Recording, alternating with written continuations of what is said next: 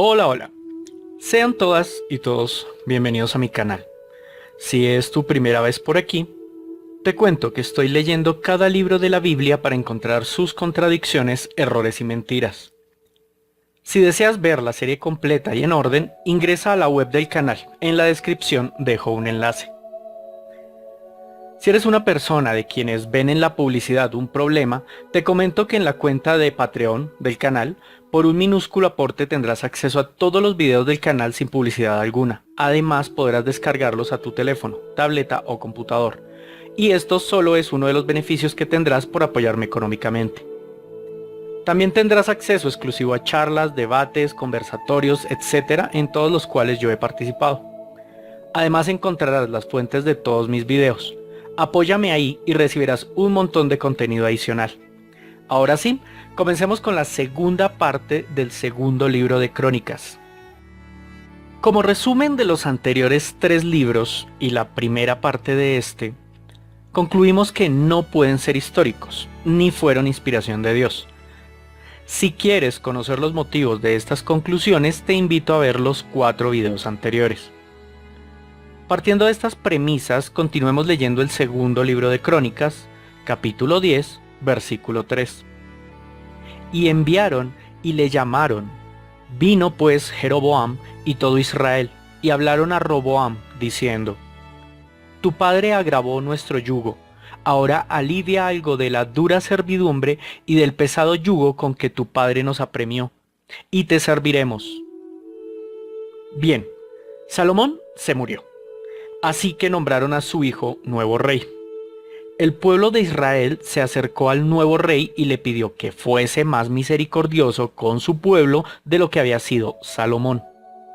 Eso implica que, pese a que aquí se redacta en los libros anteriores que Salomón era un perfecto rey, su pueblo Israel no pensaba así.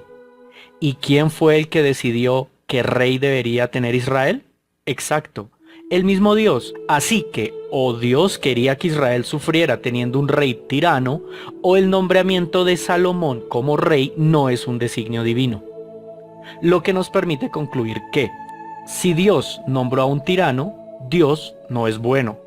O si Salomón no es un designio divino, la Biblia es falsa. En cualquiera de las dos opciones, el Dios judeocristiano musulmán no existe. Capítulo 10, versículo 10.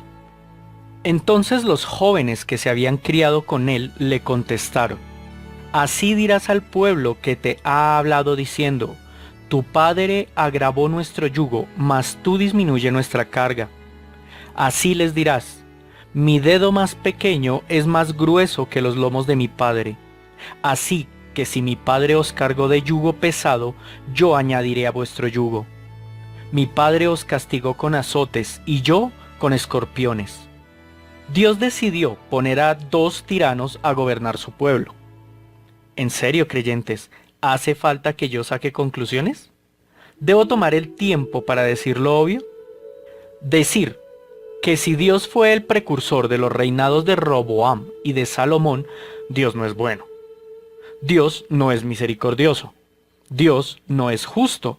Y el Dios, por lo menos del cristianismo, debe tener las 3 cualidades. Debe ser bueno, debe ser misericordioso y debe ser justo. Si el verdadero Dios no las tiene, pues no es el Dios del cristianismo. Si el Dios del que habla la Biblia no es el real, la Biblia es falsa. Pero si la Biblia es falsa, los cristianos, ¿de dónde podrían sacar información para conocer a su Dios? En la única conclusión que puedo terminar es que sea lo que sea eso que llaman Dios los cristianos, es cualquier cosa menos el Dios de los cristianos. Imagino que los creyentes cristianos estarán diciendo que yo manipulo los versículos para dar a entender lo que se me dé la gana que quieran que entiendan mis televidentes. Por ello quiero colocar el siguiente versículo tal como está escrito.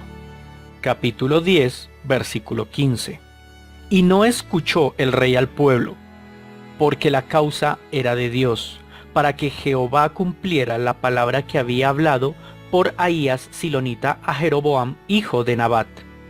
Se supone que Dios personalmente inspiró cada versículo de todo este libro. Aquí dice claramente que Dios quería subyugar a su pueblo a manos del rey de turno. Es muy difundida la idea de que es imposible demostrar que Dios no existe, pero yo solo necesito el versículo en mención para demostrar que el Dios del cristianismo no existe. Previo, hago una acotación.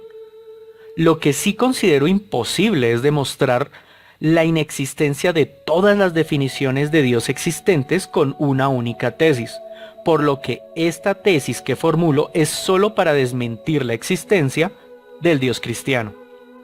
Ahora sí procedamos a plantearla. El Dios cristiano debe tener cualidades como ser bueno, misericordioso, justo, sábelo todo y puédelo todo. Y de concluir que el Dios aquí en mención carece de al menos una de estas cualidades, pues el Dios aquí mencionado no puede ser el mismo Dios cristiano. Dios, con su poder de saberlo todo, sabía cómo sería la gestión de Salomón y su hijo como reyes. Sabía que serían unos tiranos. Como Dios además lo puede todo, podría haber creado a los reyes perfectos. Como no creó a los reyes perfectos, o no podía crearlos, o no sabía cómo serían sus escogidos como reyes. O sabía cómo serían sus escogidos y, pudiendo cambiar las cosas para mejor, no lo hizo, ya sea porque no es bueno o simplemente no comprende el concepto de misericordia. Como está planteada la narración, Dios castigó a su pueblo como consecuencia del mal accionar de unos pocos, que, si mal no me acuerdo, fue el accionar equivocado de un rey anterior. Pero por si me equivoqué y fue todo el pueblo el pecador, recordemos que esto sucedió en varias décadas, por lo que las generaciones subyugadas por Salomón son diferentes a las subyugadas por su hijo, y a su vez son distintas de las generaciones que cometerían el tal pecado. Como agravante, en todas las generaciones había niños muy pequeños, como para responder por sus propios actos, mucho menos por los actos de adultos en generaciones anteriores, convirtiendo al Dios de esta narración en injusto. A este punto ya podemos concluir que el Dios descrito en estos textos o no es bueno, o no es misericordioso, o no lo sabe todo, o no lo puede todo, o es injusto. Claro, algún creyente podría afirmar que estos textos son escritos por personas y las personas se pueden equivocar. Pero esos creyentes no suelen tener en cuenta que la única fuente que poseen para reconocer a su Dios como verdadero es este texto, y se afirman que está plagado de errores humanos, pues el resultado es que su concepto de Dios está plagado de errores humanos. Otros cristianos afirman ser capaces de sentir a Dios y conocerlo a través de dichas sensaciones. Hagamos una comparación. Cualquier persona sabe qué es el dolor de barriga, básicamente porque un experto, probablemente un médico, abrió a una persona, identificó un órgano, le colocó el nombre de estómago y lo relacionó con los dolores. Luego, esta información se dispersó por toda la población hasta llegar a nuestros días. Y alguien nos lo cuenta de pequeños y nosotros se lo contamos a nuestros pequeños. De la misma forma, la capacidad de reconocer el accionar de Dios solo puede provenir de alguien o algo que tenga contacto directo con Él. Eso deja muy pocas opciones para adquirir la capacidad de reconocer a Dios. O el creyente habla directamente con Dios, cosa imposible ya que Dios, después de Moisés, no se le muestra a nadie, quedando solo la comunicación por vías de las visiones, sueños o revelaciones. El problema que presentan estas vías es que es imposible saber si son reales o resultado de la imaginación del creyente. Otra opción sería comunicarse con algún ser que tenga contacto directo con Dios. Ángeles, querubines, arcángeles, incluso el mismísimo Satanás. El problema es diferenciar si la comunicación con estos seres es real o producto de la imaginación, con el agravante que tampoco podrías saber si la información que te dan es verdadera o falsa. La única fuente que nos queda es el texto inspirado por Dios, o sea, su Biblia. Pero llegamos a esta discusión por las claras pruebas de que la Biblia, como mínimo, está plagada de errores humanos. Entonces, ¿cómo podría un creyente tener la certeza de que lo que sabe de Dios es verdad? Si no puede escuchárselo al mismísimo Dios, no tiene forma de saber que el ser que le habla de Dios es real. Tampoco podría saber si lo que le dice es real, y la Biblia está plagada de errores. También podría agregar un error de percepción que solemos tener, y es asumir como verdad las percepciones comunes de varias personas. Me explico. Si un grupo de personas perciben un hecho de igual manera, ese grupo de personas suelen asumir que dicha percepción es real, pese a que eso no es correcto. Pero de serlo, tampoco aplicaría aquí, ya que como resultado de que las personas perciben a Dios de diferente manera, en el mundo hay miles y miles y miles de religiones. Recapitulemos. Dios o no es bueno, o no lo sabe todo, o no entiende la misericordia, o no es justo, o no lo puede todo, o no existe forma de que lo conozcas con certeza. Resultado, que sea lo que sea que hay ahí afuera, no es el Dios cristiano. Solo me hizo falta analizar un versículo de la Biblia para demostrar que el Dios cristiano es imposible. Claro, yo no estoy exento de cometer errores en mis procesos lógicos, por lo que agradecería que quien encuentre la falla me lo haga saber en los comentarios y que sepa que estoy dispuesto a realizar charlas o debates al respecto. Pero como sé que los creyentes harán caso omiso, continuemos con la lectura del segundo libro de Crónicas, capítulo 10, versículo 18. Envió luego el rey Roboam a Adoram, que tenía cargo de los tributos, pero le apedrearon los hijos de Israel y murió. Entonces se apresuró el rey Roboam y subiendo en su carro huyó a Jerusalén. Así se apartó Israel de la casa de David hasta hoy. Este versículo tiene varios detalles interesantes. Empecemos con el hasta hoy del final. Muchos creyentes afirman que la Biblia es actual y de cierta manera debe serlo, o por el contrario sería falsa, ya que no tiene sentido que Dios inspirara su voluntad solo para que la conocieran los humanos de una pequeña franja temporal y geográfica. También es interesante que los hechos ocurrieron mientras el rey de turno cobraba los impuestos, y yo me pregunto, ¿y a Dios qué le importa si el Estado logra cobrar o no los impuestos? Lo digo porque se supone que este escrito es inspirado por Dios para dejar registro de su voluntad, pero en este versículo queda registrado que Israel no quería pagarle los impuestos de usura que el rey le había impuesto.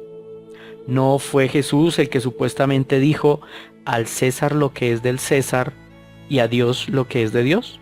Cuando le preguntaron precisamente por los impuestos.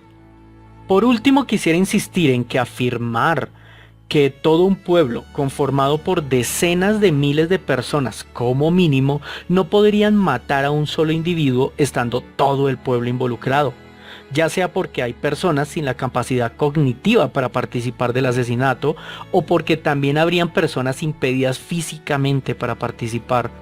Además, no logro imaginar cómo ubicar al apedreado para que miles de personas le logren arrojar piedras, ni de qué tamaño deberían ser las piedras para que el condenado logre sobrevivir a todas menos a la última. No faltará el creyente que en este punto me esté llamando tarado y se autoafirme que el escrito es alegórico o simbólico. Pero creyente, te tengo una muy mala noticia. Si esto no es un escrito literal, ¿en qué podrías basarte para afirmar que todo lo que sabes de Jesús, el Cristo, no es una alegoría? ¿O incluso que Cristo sea un personaje simbólico? Porque de serlo, todo el cristianismo sería falso. Y si alguien piensa que era un pueblo de 30 personas, aquí este versículo. Capítulo 11, versículo 1. Cuando vino Roboam a Jerusalén, reunió a las casas de Judá y de Benjamín, a 180,000 hombres escogidos de guerra, para pelear contra Israel y hacer volver el reino a Roboam. Ningún rey necesitaría 180.000 soldados para someter un puñado de personas. Capítulo 11, versículo 2. Mas vino la palabra de Jehová a Semaías varón de David. Si Dios ya no se le muestra a ninguna persona, ¿cómo sabía Semaías que esa información provenía del mismísimo Dios? Y el rey Roboam, ¿cómo sabía que la información que Semaías le daba en nombre de Dios era real? Capítulo 11, versículo 4. Así ha dicho Jehová, no subáis ni peleéis contra vuestros hermanos. Vuélvase cada uno a su casa, porque yo he hecho esto. Si estos textos son inspiración divina, aquí Dios nos está comunicando claramente que la culpa no es del rey ni de los israelitas, que él de forma arbitraria manipuló las circunstancias para que ocurriera. ¿Y eso acaso no está en contra de un Dios bueno y justo? Capítulo 11, versículo 12. Y en todas las ciudades puso escudos y lanzas. Las fortificó pues en gran manera. Si Dios es tan poderoso como los creyentes afirman, ¿como para qué desgastarse en construir fortalezas, entrenar miles de soldados y dotarlos de armas? ¿Acaso Dios no podría protegerlos de cualquier cosa con solo un chasquido de sus dedos? Capítulo 11, versículo 21. Pero Roboam amó a Maca, hija de Absalón, sobre todas sus mujeres y concubinas, porque tomó 18 mujeres y 60 concubinas, y engendró 28 hijos y 60 hijas. Recordemos que a este punto de la Biblia aún Dios no ha instaurado el matrimonio y mucho menos la monogamia. Y eso me causa la curiosidad de saber en qué lugar de la Biblia Dios dejó escrito que a partir de ese momento tener más de una esposa, incluso tener concubinas que satisfagan nuestros caprichos sexuales, se convertiría en un pecado punible contra su ley. A ver, permítanme ordenar un poco mis ideas.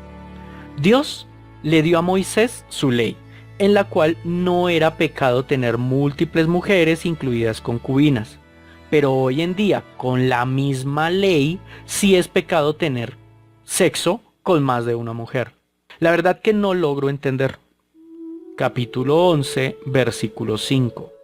Entonces vino el profeta Semaías a Roboam y a los príncipes de Judá, que estaban reunidos en Jerusalén por causa de Sisac, y les dijo, así ha dicho Jehová, vosotros me habéis dejado, y yo también os he dejado en manos de Sisac.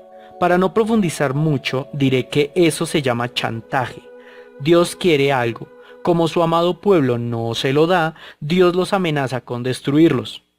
Imagino que los creyentes están escandalizando, preguntándose cómo me puedo atrever a insinuar que Dios amenaza con destruir a su propio pueblo. Pues querido creyente, para ti tengo el capítulo 12, versículo 6. Y los príncipes de Israel y el rey se humillaron y dijeron, justo es Jehová. Y cuando Jehová vio que se habían humillado, vino palabra de Jehová a Semaías diciendo, se han humillado, ya no los destruiré. Capítulo 12, versículo 8. Pero serán sus siervos, para que sepan lo que es servirme a mí, y que es servir a los reinos de las naciones. En este versículo Dios castiga a su amado pueblo por alevosos, condenándolos a ser esclavos de una nación invasora. Pero no es la dudosa moralidad de Dios lo que quiero analizar en esta frase. Dios es creador de todo. Existe y existirá por siempre. Lo sabe todo, lo puede todo, es perfecto, y aquí es donde yo me pregunto, ¿cuál es la necesidad que tiene Dios de que los humanos lo sirvamos?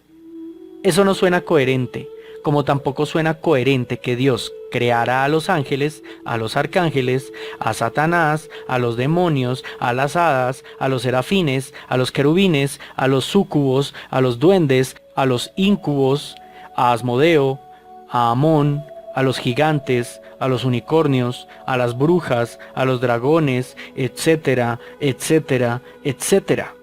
Si Dios es perfecto y no necesita absolutamente nada, ¿qué sentido tiene que haya hecho toda la creación? Capítulo 12, versículo 15.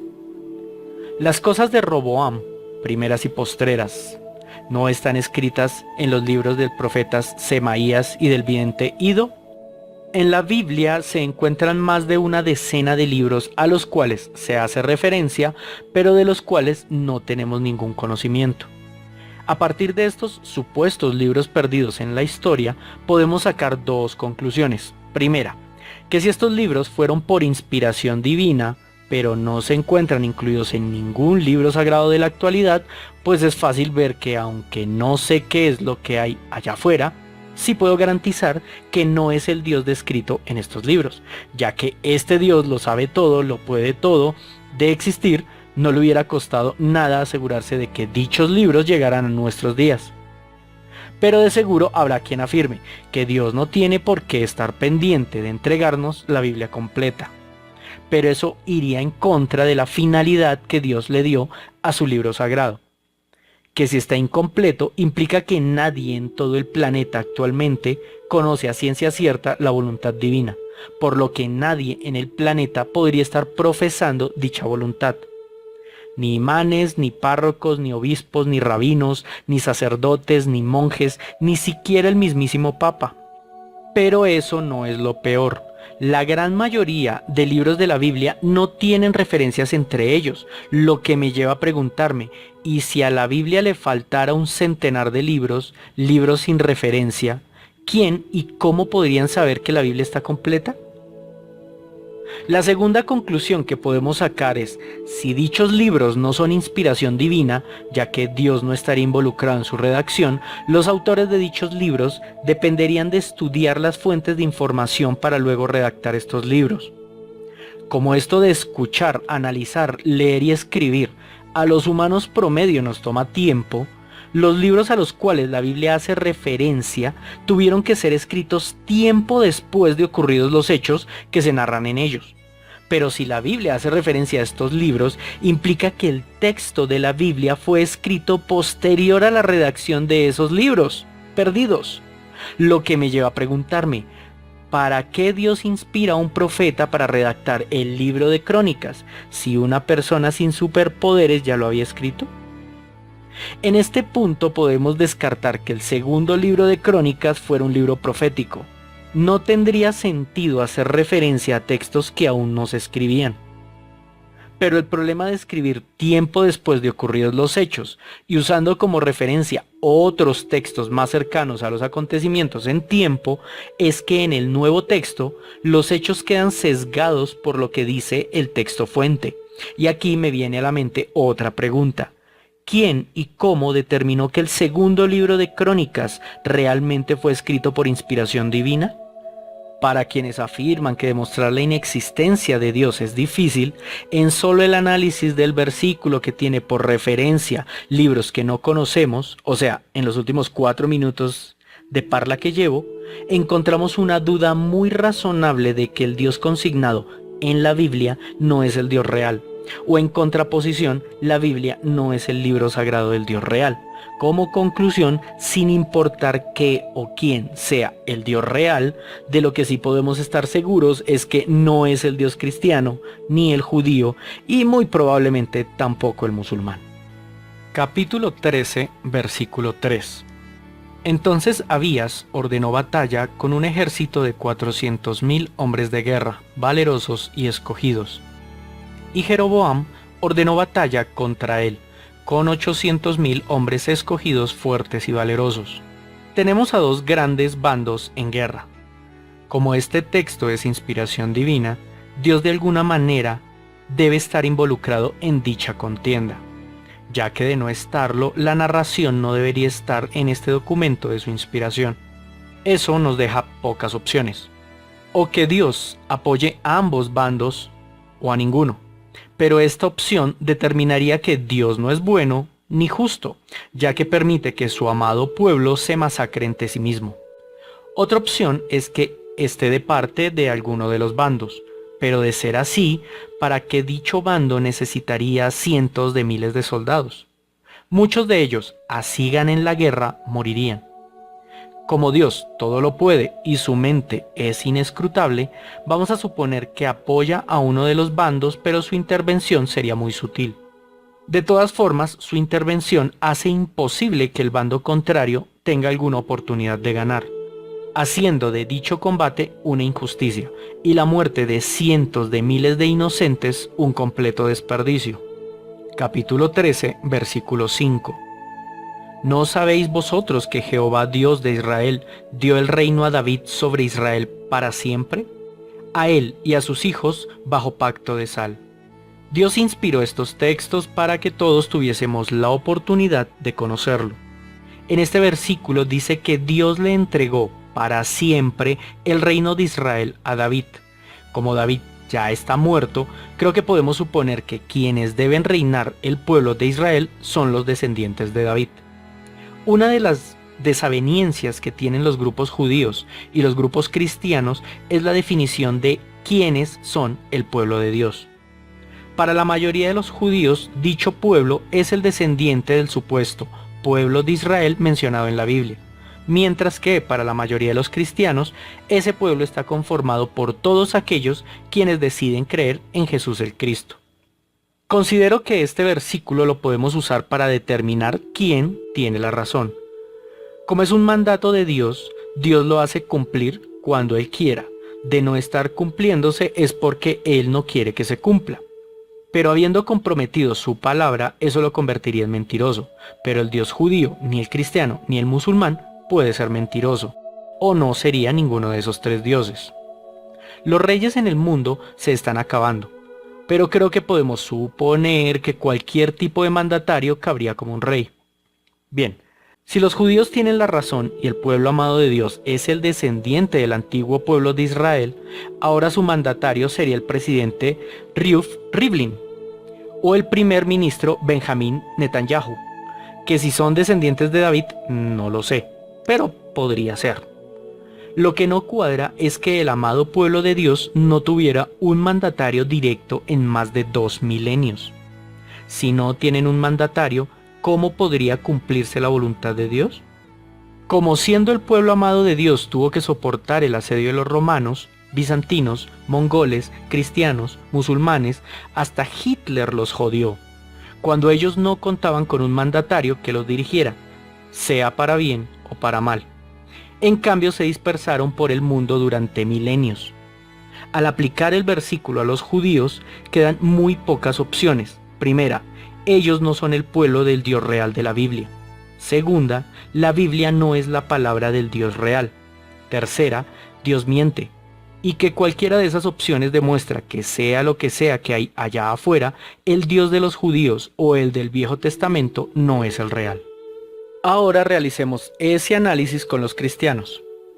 Si todos aquellos quienes creen en Jesús el Cristo forman parte del pueblo de Dios y por mandato divino, por siempre serían gobernados por un descendiente de David, en virtud de que los cristianos están regados por casi todo el planeta, las únicas opciones que veo es que todos los mandatarios de los países donde hayan cristianos sean por obligación descendientes de David. Podría ser posible, lo veo improbable pero no imposible. Pero de ser así, implicaría que no importa si dicho mandatario es bueno o malo, profesa la religión del Dios real o cualquier otra. Incluso muchos de ellos son ateos. Entonces, ¿qué finalidad tenía la promesa de Dios a David? ¿Acaso era una promesa por ego? Si la intención de Dios era alimentar la soberbia de David con esa promesa, pues en principio es injusta con todos aquellos que no sean David. Y si Dios no es justo, no es el Dios de los judíos, cristianos ni musulmanes. La verdad me parece ridículo estar haciendo estos análisis. Con solo un par de versículos ya podemos estar seguros de que de existir algo a lo que se le pueda llamar Dios, no es ni el Dios de los judíos, ni el Dios de los cristianos, y mucho menos el Dios de los musulmanes. Esto debería bastar para cerrar con este libro y pasar a otra cosa.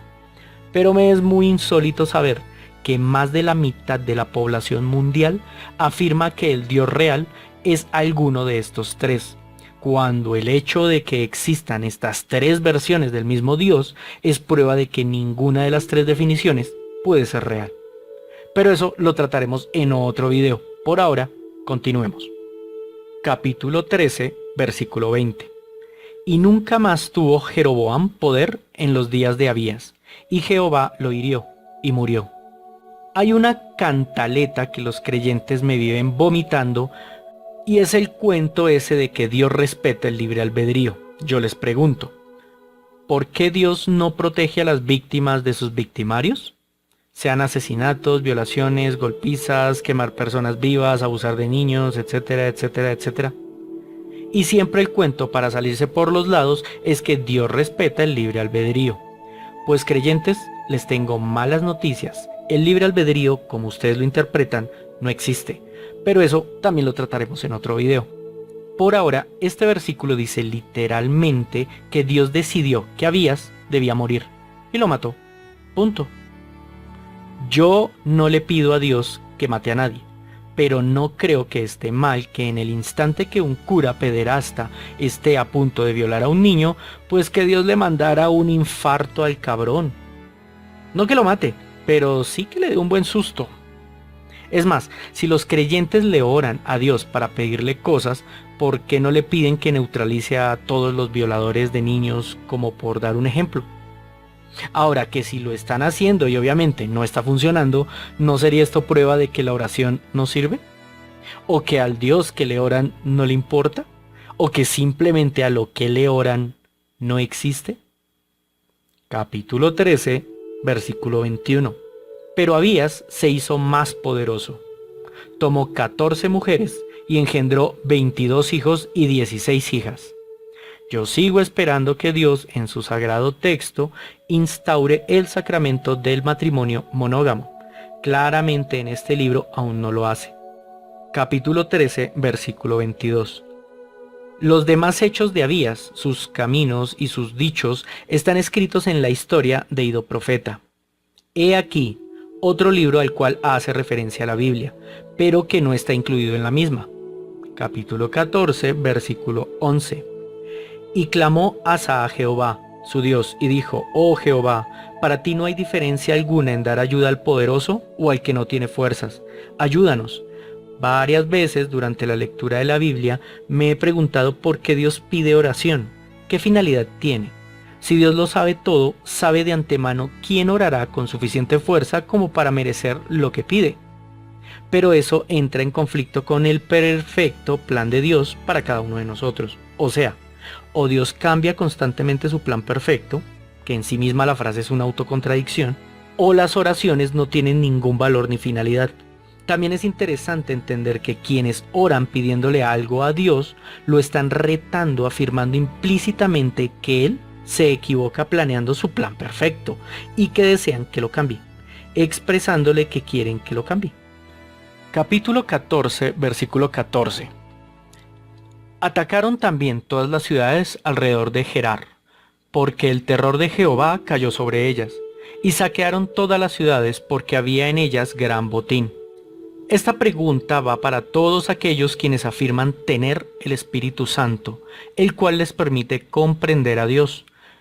En este versículo se habla de una guerra instaurada por el amado pueblo de Dios, quien les ayuda a ganarla con la finalidad de obtener un gran botín. La pregunta es, ¿cómo qué valor moral o ético tiene esta narración? Más cuando la guerra es una inmoralidad en sí misma, con el agravante de que Dios estaba del lado de quienes la realizaron para lograr obtener un gran botín. Capítulo 15, versículo 6. Y una gente destruía a otra, y una ciudad a otra ciudad, porque Dios los turbó con toda clase de calamidades. No entiendo para qué Dios inventó el infierno, el día del juicio, la gran tribulación, el arrebatamiento, si claramente Dios en esta existencia castiga a todos sus enemigos. ¿Qué sentido tiene que a unos humanos los deje hacer lo que se les pegue la gana para terminar siendo judicializados y castigados en la otra vida, mientras que a poblaciones enteras las castiga en esta vida con suma crueldad?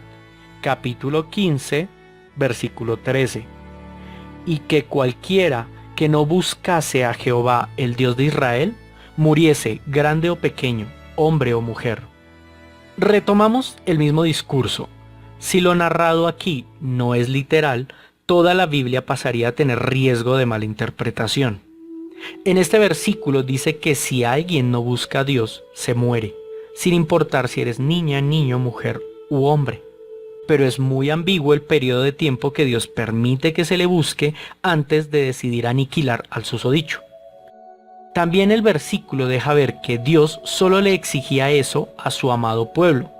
Si se lo hubiera exigido, por ejemplo, a los pueblos americanos de la época, pues se hubieran extinto los humanos en América, y sabemos que eso no fue así. También es interesante que hoy en día pareciera que dicha norma no existe. Estemos atentos a ver cuándo y en qué condiciones Dios decidió cambiar de opinión, cambiar su opinión perfecta. El capítulo 16 narra acuerdos entre reyes, como unos se saqueaban a otros, alianzas para derrocar otros reyes, y yo me sigo preguntando, ¿qué contenido ético o moral tiene toda esta verborrea? Aclaro, que la única forma que esto no sea pura y llana verborrea es que sean registros históricos, pero de serlos no podrían ser narraciones inspiradas por Dios a un profeta.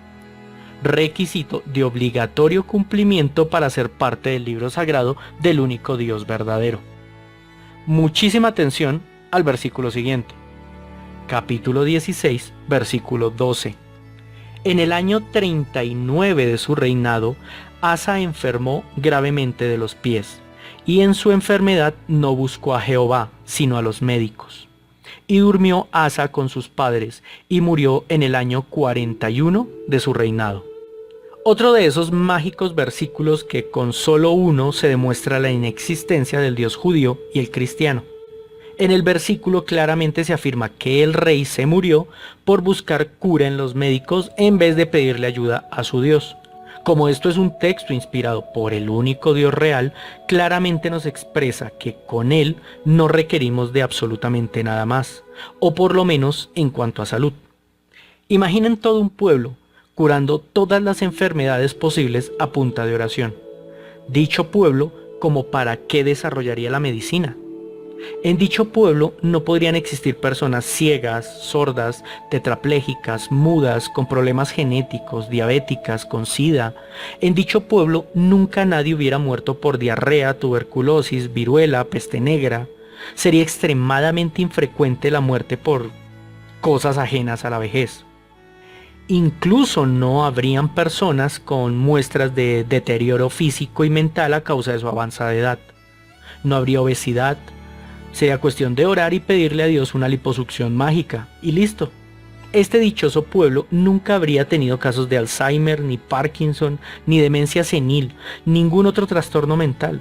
Sus ciudadanos no sabrían qué es estar deprimidos o tener crisis nerviosas. Pese a la época prejesuciana, desde que iniciara la vigencia del versículo, no sabrían qué es la desnutrición, la intoxicación alimentaria, no necesitarían hervir el agua, pasteurizar la leche, ni siquiera necesitarían lavarse las manos luego de ir a cagar. Un pueblo con semejantes características sería muy fácil de ubicar y por relación de argumentos sabríamos que el Dios al que ellos le oran es el único, real y verdadero. Ahora busquemos a dicho pueblo. En el mundo hay decenas de miles de corrientes cristianas, pero nunca escuché de alguna con semejantes características, con el agravante de que el cristianismo no existía en la época en que se supone que Dios inspiró este versículo, por lo que yo descarto al cristianismo en su totalidad, quedándonos los grupos de judíos, pero esos grupos también tienen el mismo problema. Yo nunca he escuchado de ningún grupo de judíos quienes existiesen con estos poderes curativos en la actualidad, por lo que podemos suponer que en algún momento Dios se retractó de este versículo sanador. El cristianismo se supone que nació con la resurrección de Jesús, pero recordemos que Jesús era judío, así que si Jesús hablaba del Dios verdadero, él contaba con esta cura mágica. Por lo que si su intención era morir para resucitar, debía o suspenderse la cura mágica o Jesús decidir no utilizarla. Si fue decisión de Jesús, implicaría que los demás judíos sí la poseían. Así que miremos a quienes fueron crucificados junto a Jesús. Se supone que uno de ellos era agradable a los ojos de Dios y el otro no, La pregunta es, ¿alguno de los dos se curó mágicamente de su crucifixión? Por lo que tengo entendido, no. O sea que el pueblo judío en general ya no poseía la cura mágica. Como conclusión podemos afirmar que si el Dios verdadero es aquel quien inspiró estos textos, pues en dichos textos debe comunicar cuándo y por qué cambió de parecer. Así que estaré atento en las lecturas posteriores para encontrar ese momento.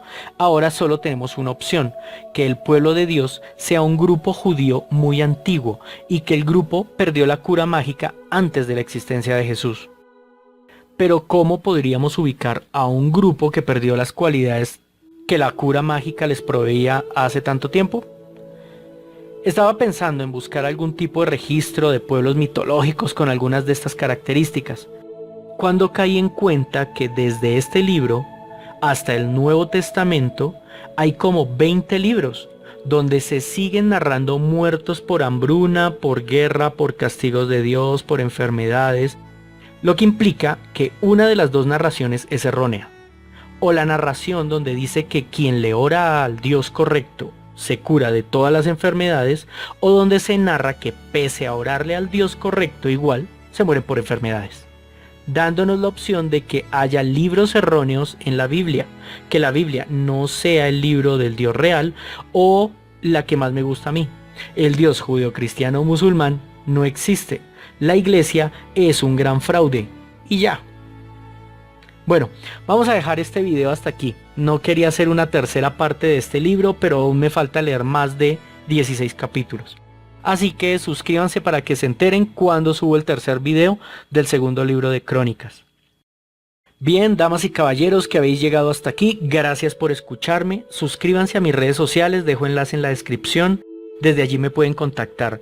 También me pueden dejar los comentarios que deseen aquí en el canal. Les aseguro que los leo absolutamente todos. A continuación, un agradecimiento muy especial para las personas que me apoyan económicamente en la cuenta de Patreon. Allí ya se pueden encontrar las fuentes de mis videos. También pueden ver los videos sin interrupciones y disponibles para descarga. Y desde este mes encontrarán los audios de charlas y debates en los cuales he participado. Y muy pronto iniciaré los estudios bíblicos. No siendo más, nos vemos muy pronto. Chao, chao.